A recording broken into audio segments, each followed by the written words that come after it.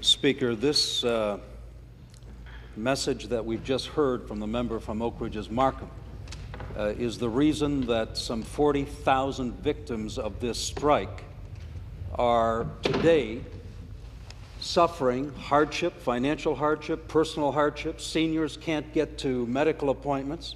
People with disabilities can't get from their homes to their place of work. And we hear from this member the reason that she and the government are refusing to act here today on this legislation that could end this strike is because she hasn't heard from the regional government that they have not requested this. Disappointing. The reason, Speaker, that we are here and that the member from Thornhill has tabled this legislation is precisely because no one else is taking any action. That's right. We believe, I stand here with my colleagues and I say to the regional government of York Region, you have failed the people who elected you.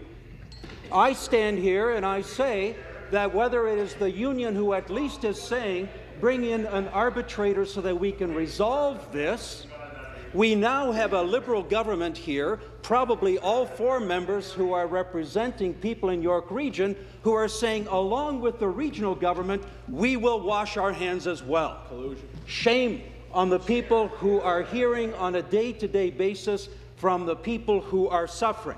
To the member from Oak Ridges Markham, here is an email, which is among many, that I receive as a copy, and I read, for the record, and I'm happy to deliver it over.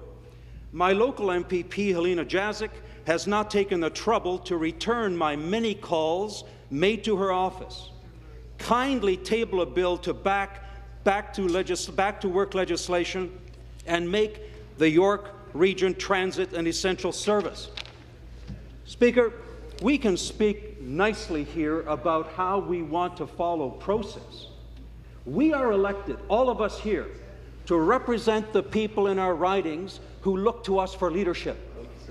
I am not going to wait for the regional chair, who, by the way, was never elected by anyone. He was appointed by some regional councillors, and that's another issue. If anything, what I've heard here and the lack of initiative on the part of our regional chair motivates me to bring forth another private member's bill that calls on the regional chair to be elected, so that the regional chair can in fact be accountable to the people who elected it. I believe that we have a responsibility in this House to in fact ensure that the regional public transit system works for the people who pay for it. And the people who pay for it are the tax dollars that you, member from Oak Ridges Markham, represent.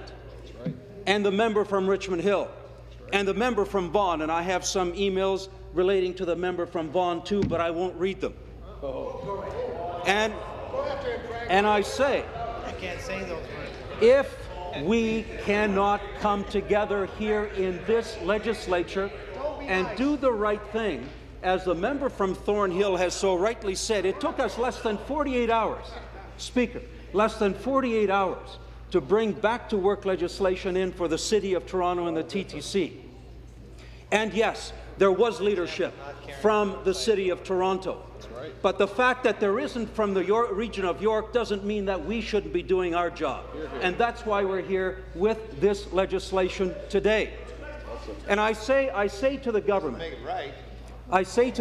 I read in the throne speech, I read in the throne speech the importance of an integrated transit system throughout the Greater Toronto area. I suggest it begs the credibility if on the one hand we call for an integrated, seamless transit system throughout the GTA and yet have it fragmented because of fragmented labour legislation that relates to it. I will not shrink from the fact that I believe that transit should in fact be an essential service, that no one who relies on public transit should be held hostage through and as a result of a labour negotiation. I too believe in collective bargaining. But collective bargaining, ask the gentlemen here who are on the union side, is not working. And that's why we're here. We're saying bring in the arbitrator, and that's exactly what this bill does. It brings in an arbitrator. It sets down some conditions and some guidelines for that arbitration, such as the ability to pay, such as the fiscal condition of York Region and the province. But what it does, it ensures that the people who need transit have it while the negotiation is taking place with the assistance of an arbitrator. And so, here we are. We have 4 Liberal MPPs who refused to sign a letter that we sent to the Minister of Labour on November the 10th, simply asking the Minister to bring in legislation so that this matter could be resolved. The spaces are blank. And I suggest, from what I'm hearing, Speaker, that when we vote this afternoon on this bill, they will be blank one more time. They won't vote for this. But, Speaker, they will have to answer to their constituents, to the people in their ridings. You're going to miss me. I defer to the member. You see, the member from Vaughan, for those who are watching this and who can't hear, the member is suggesting that I will be gone. Well, I suggest that if I am gone, I will at least have done my job here today in standing up for my constituents.